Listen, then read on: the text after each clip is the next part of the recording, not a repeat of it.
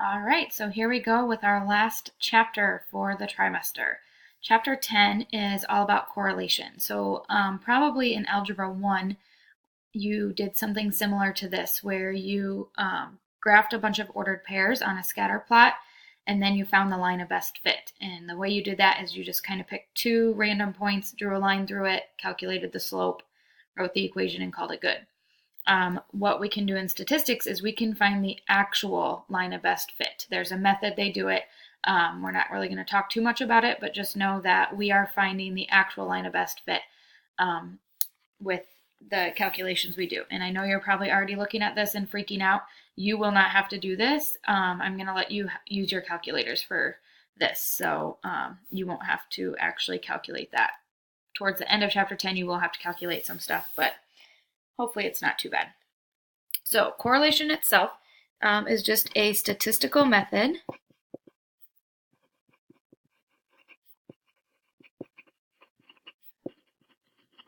used to determine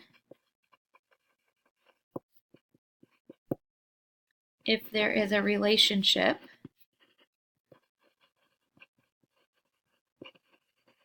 between two variables. So everything we've done up to this point has always just been one variable, and we pretty much just looked at the sample mean and population mean. So what we're going to do now is look at the relationship between two variables. So we can do all different sorts of correlation. You can do linear correlation. You can do like sine and cosine correlation. You can do quadratic, so if it makes a parabola.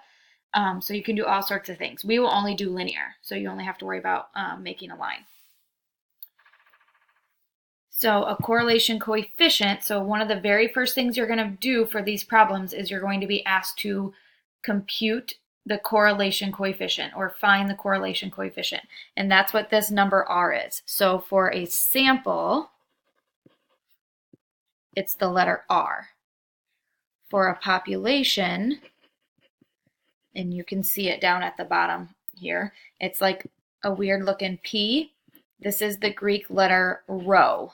Okay, so even though it's spelled weird, you pronounce it like row, like what row your seat is in, that sort of thing.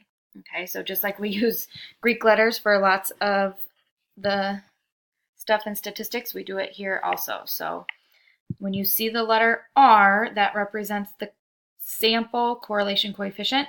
If you see this weird looking P, that's called rho. That's the population correlation coefficient. All right, and what this is this is a number that gives the strength. So whether it's a strong or weak correlation, and direction. So you will either have positive or negative of a linear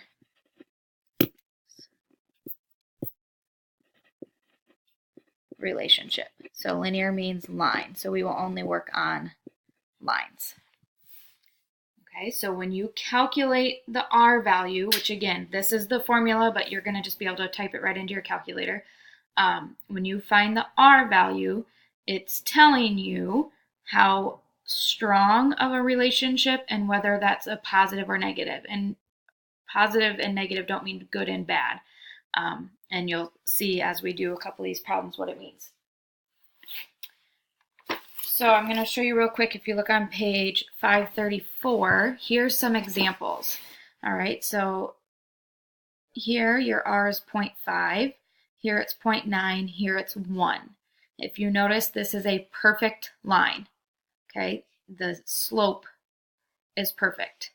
Okay, if you drew a line between 2 points, you would draw the line through all the points.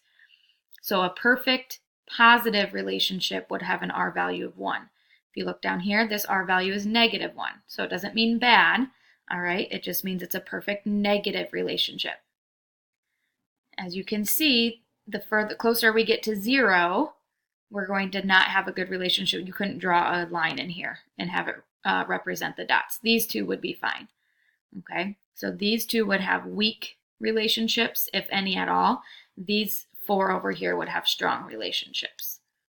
All right, so that's what you want to look at. The closer you are to 0, the more likely that you do not have a relationship. The closer you are to +1 or -1 means you have a good relationship. So again, negative doesn't mean bad. It just means that your line is going down rather than going up. Okay, so something to keep in mind is that your R value needs to be between +1 and -1. And it can be either of those. That means you have a perfect relationship. All right. One thing to keep in mind when we do these, N is the number of data pairs. So normally N is our sample size, but now we have pairs. So like if you have 6 pairs of data, you don't use 12 as your N, you still use 6. Okay, so what you're going to do is you're going to calculate a correlation coefficient, and then you have to decide whether it is a significant relationship or not. And to do that, we do our 5-step process like we did in Chapter 8 and Chapter 9. The good part is your step 1 is always going to be the same, and you are always going to use the t-chart. Okay, so step 1 is going to look like this. Oops. Your null hypothesis is always going to be that rho is equal to 0. Your alternative is going to be that it's not equal to 0. We will never use greater than or less than. This is always what step 1 will be. You don't even need a claim. Okay, so step 1 is always this. Step 2 is when you're going to do your two-tailed test. Your degrees of freedom is going to be n minus 2. Since we have 2 different data values, we have an x value and a y value, your degrees of freedom is n minus 2 this time. But this is always going to be your t-chart. Step 3, your actual t that you're going to calculate is r times the square root of n minus 2, which is your degrees of freedom, over 1 minus r squared. Just the r is squared, not the whole thing. Right. Step 4, again, based on those, you either reject or do not reject.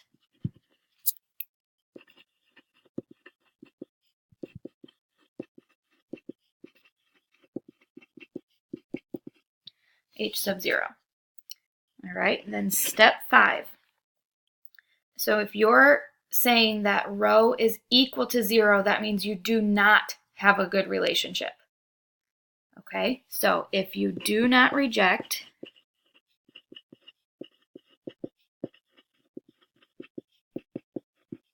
there is not a significant relationship.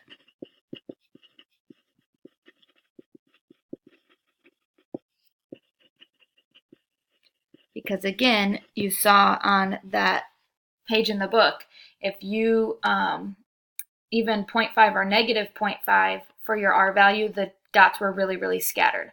So if it's equal to 0, that means they're going to be even more scattered. Okay, again, we don't know that it's exactly 0. It could be 0.5, it could be 0.7.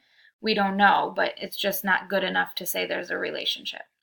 Okay, so if you don't reject, that means you're saying that rho is 0, meaning there is not a relationship. So if you do reject,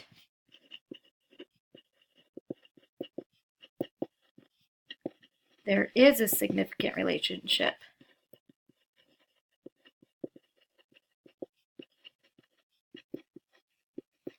And then you're going to need to describe it.